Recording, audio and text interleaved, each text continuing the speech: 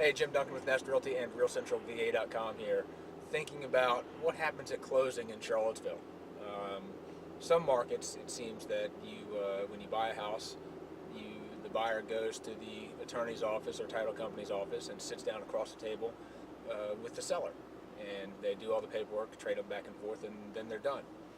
As with a lot of things, Charlottesville is a little bit different.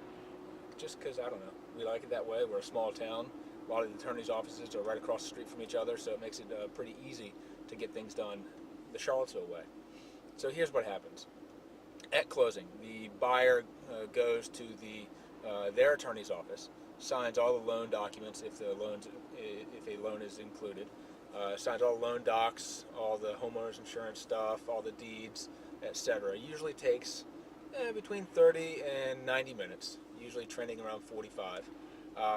They sign all the stuff, and then what happens is the buyer's attorney walks or drives or whatever over to the seller's attorney's office or title company, and usually a couple days in advance the seller has signed all their docs, which is usually just the deed and the release of lien forms, etc.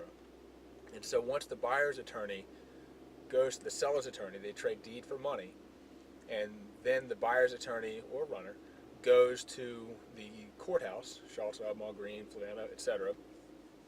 And once they record the transaction in the courthouse, that's when the buyer actually owns the property. Frequently, the buyer cannot get the keys to the house until the property has been recorded in the courthouse. So if you're looking to close at 9 o'clock on a Tuesday morning, please, please, please don't schedule your moving truck to be there at 11:30 on Tuesday morning. If you can, try to schedule to come Wednesday morning. Give a little bit of time for the if. What happens if the money doesn't come in? Because frequently, if you're getting a loan, there are a couple times a day when money is wired. A wire is not instantaneous, as may be common misperception. So if the money doesn't get wired until 2 o'clock, that might delay the transaction to be closed until tomorrow morning, because the courthouse is usually closed, I think, at 4 or 4:30.